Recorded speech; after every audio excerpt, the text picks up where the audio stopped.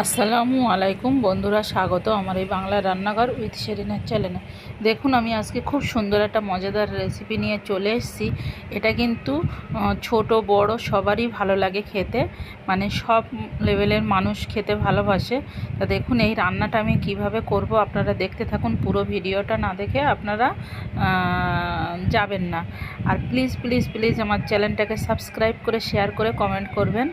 আর আপনাদের অসংখ্য ধন্যবাদ যে আমার পাশে এইভাবে থাকার জন্য, আমাকে ভালোবাসার জন্য। অনেক অনেক ভালোবাসা দিচ্ছেন। এই ভালোবাসাটা আমি কতটা পাওয়ার যোগ্য আমি জানি না, কিন্তু আপনাদের ভালোবাসার জন্যই তো এত কষ্ট করা। আপনারা যদি আমাকে ভালোবাসেন না বাসেন, পরিবারের একজন না করেন, তাহলে আমি কোথায় যাব বলেন? আপনাদের জন্যই এত পরিশ্রম করে, এত কষ্ট করে আজকে আমি এই কন্টেন্টগুলো তৈরি করছি। এতটা এডিট করা বলো, আপনার ভিডিও তৈরি করা বলো, বিভিন্ন রকমের অনেক ধরনের কাজ থাকে। সেই কাজগুলো করে আমি আপনাদের সঙ্গে তুলে ধরছি। যেমনভাবে হয়তো ভালোভাবে করতে পারছি না, হয়তো আরও শিখে যাব কাজটা। অবশ্যই শিখব, না শেখার কিছু নেই। একটু ধৈর্য আর মন মানসিকতা পাল্টে গেলেই হয়ে যাবে। তো এখন মানে ধৈর্যটাও অবশ্যই একটু কম আছে। আর দেখুন আমি এই মাছটা ভালো করে ধুয়ে নিয়ে তারপর আমি কেটে নিচ্ছি, আবারও ধুয়ে নেব। আর মাছটা কীভাবে কাটতে হয় সেটা আপনাদেরকে দেখালাম। আর মাছটা অনেকগুলোই ছিল, আমি অল্প করে আপনাদের কাটানো দেখাচ্ছিলাম। আর মাছটা আমার কাটানো হয়ে গেলে এবার মাছটাকে আমি কিভাবে প্রসেসিং করে ধুয়ে নেব সেটা আপনাদেরকে দেখাবো। মাছটা প্রথমে আমি জাল দিয়ে নেব, যেহেতু মাছটা প্রথমে জাল দিয়ে নিলে মাছের লবণ হলুদ দিয়ে মাছের যে গন্ধটা, সেই গন্ধটা কিন্তু চলে যাবে। আমি আজকে কি করব বুঝতে পারছেন বন্ধুরা? এই মাছ দিয়ে কি রান্না হয় বলুন তো আপনারা? মাছের আমি কোরমা করব। মাছের কোরমাটা কিভাবে করি আপনারা তো দেখতেই পাবেন। আর আপনাদের সঙ্গে গল্প করতে করতে আমার খুবই ভালো লাগে, ওই জন্য ভিডিওটা অনেকটাই লং হয়ে গেল। যে গল্প করতে করতে অনেক সময় যখন গল্প করি, ছোট ছোট ভিডিও থাকে, সব মনের কথাগুলো আপনাদের সঙ্গে শেয়ার করতে পারি না। তার আগেই আপনাদের সঙ্গে যে কথা যখনই বলতে যায়, রাস্তার উপরে বাড়ি তো, আর প্রচুর গাড়ি ঘোড়ার আওয়াজ হয়। আর এই জন্য কি করা যায় আমি সঠিকটা জানি না, আপনারা কেউ জানলে বলবেন প্লিজ। আর দেখুন মানে মাছটা আমি এইভাবে লবণ হলুদ দিয়ে জাল দিয়ে নিচ্ছিলাম। আর জাল দিয়ে নেওয়ার পরে তারপরে দেখবেন আমি মাছটাকে আবার ভেজে নেব।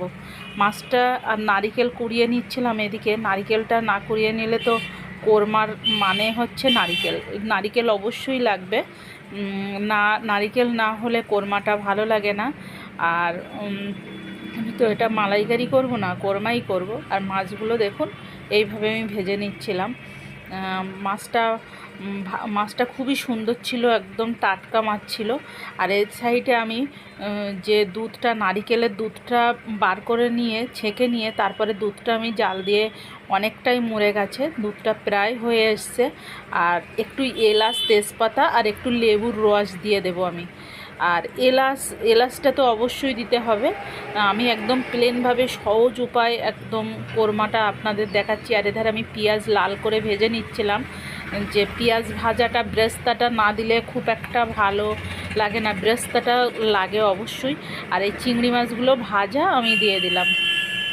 দেওয়ার পরে আমার ঝোলটা অনেকটাই মরে গেছে। আর একটু আগে দিলে আরও সুন্দর হতো, মাছগুলো বেশি সুন্দর হয়। ওই জন্য আমি হালকা আঁচে এখনও আমি 10 মিনিট 15 মিনিট আমি এখন রান্না করব এটা হালকা ভাবে। আর আমি বেশি তো ঝোল রাখবো না, একদম মাখা মানে গাঢ় হয়ে যাবে, কোরমা যেটা হয় সেরকম হয়ে যাবে।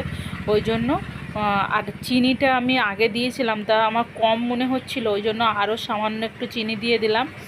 তা ওটা আমার আগে দেখে নেওয়া উচিত ছিল, কিন্তু কি বলবো বন্ধুরা, কুটুম আসছে, এত তাড়াতাড়ি রান্না হয় না। আর আমার যে এত তাড়াতাড়ি রান্না করতে করতে মাথা খারাপ হয়ে যাচ্ছে, প্রচুর জায়গায় রান্না করতে হচ্ছে। আর দেখুন আমার রান্নাটা হয়ে গেছে, খুবই সুন্দর হয়েছে, খুবই এত সুন্দর। আর এই এই কোরমাটা যেই খাই সব ভালো লাগে। পরেটা দিয়ে, রুটি দিয়ে, আপনি ভাত দিয়ে, পোলাও দিয়ে, ফ্রায়েড রাইস দিয়ে, সমস্ত কিছু দিয়ে আপনি খেতে পারেন। সাদা প্লেন ভাত দিয়েও খেতে পারেন। আর বিশেষ করে ফ্রায়েড রাইস বা রুটি পরোটা দিয়েও ভালো লাগে। আল্লাহ হাফেজ।